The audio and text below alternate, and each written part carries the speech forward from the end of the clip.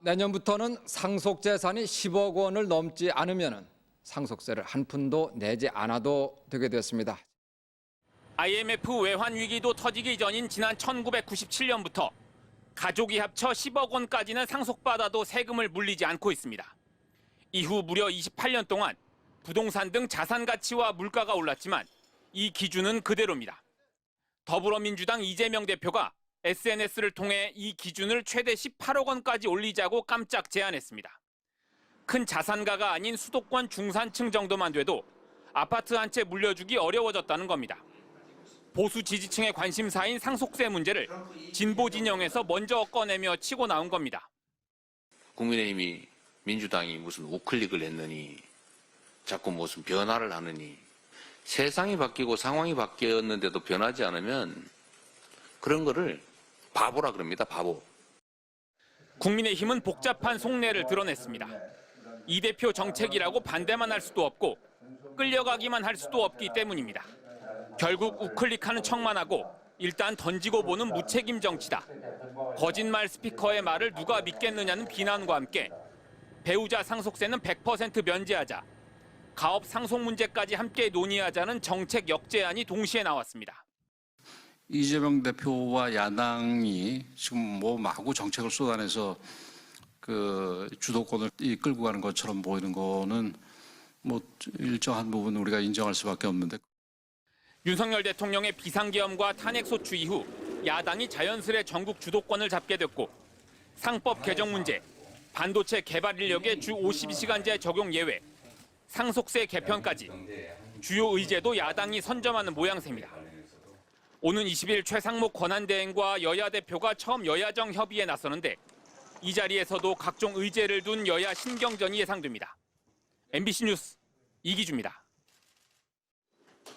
더불어민주당 이재명 대표가 수도권 중산층이 집을 팔지 않고 상속할 수 있도록 부담을 완화해야 한다고 밝히자 국민의힘이 더 중요한 건 기업 승계 부담을 완화하는 것이라고 지적했습니다. 주요 강소기업들이 상속세 부담 때문에 사모펀드로 넘어갔다면서 상속세 최고 세율 인하는 물론 유산 취득세로의 구조 전환까지 함께 논의해야 한다는 겁니다. 전 세계 나라들이 기업하기 좋은 환경을 조성하기 위해 경쟁적으로 법인세와 상속세를 내리는 추세입니다. 이를 두고 초부자 감세라 하는 것은 편협한 구시대적인 발상입니다. 부자 감세는 안 된다고 못 박은 이 대표를 향해선 우클릭하는 척만 하고 일단 던져보자는 특유의 무책임 정치라고 비판했습니다. 그러자 이 대표가 직접 반박하고 나섰습니다. 상속세 일괄 공제와 배우자 공제 기준이 1996년 이후 20여 년 가까이 유지되고 있는데 물가도 집값도 올라 서민들 세금이 늘었다며 이 부담을 줄여줘야 한다는 겁니다. 재벌인이 초부자들은 세금을 다 깎아줬는데 월급쟁이들은 과표 구간을 그대로 유지를 하니까 명목임금이 올라가면 누진과세 구간에 들어가게 되잖아요.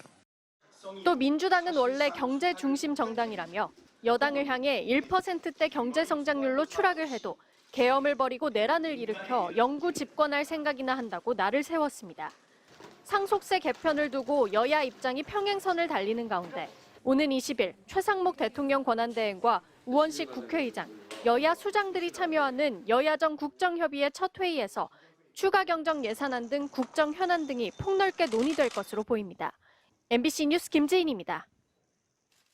최근 실용주의를 강조해온 이 대표는 회복과 성장을 언급하며 먹사니즘에 이어 잘사니즘을 함께 새 비전으로 제시했습니다. 30조 원 규모 추경 편성을 제안하는 한편 첨단 산업 시대에 맞춰 주 4.5일제를 거쳐 주 4일제로 나아가야 한다고도 주장했습니다. 경제를 살리는데 이념이 무슨 소용입니까? 민생 살리는데 색깔이 무슨 의미입니까? 또 여당과 연금개혁 입장차가 크지 않다며 모수개혁부터 매듭 짓자고 거듭 제안했습니다. 44분의 연설 중간중간 야당은 박수를, 여당은 야유를 보냈습니다. 회복과 성장을 주도하겠습니다.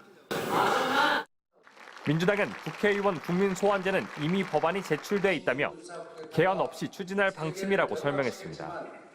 국민의힘 지도부는 여야가 충분히 토론할 사안이라고 신중한 태도를 보인 반면 친한계 소장파들은 한동훈 전 대표도 제안한 방안이라고 환영 입장을 밝히면서도 1호 소환 대상은 이재명이라고 꼬집었습니다. 국민의힘은 또 이 대표의 실용주의를 두고 말과 행동이 일치하지 않아 말의 성찬에 그친 뻥산이즘이라고 혹평했습니다. 이재명 대표에 이어 내일은 국민의힘 권성동 원내대표가 국회 연설에 나섭니다. MBC 뉴스 정상빈입니다.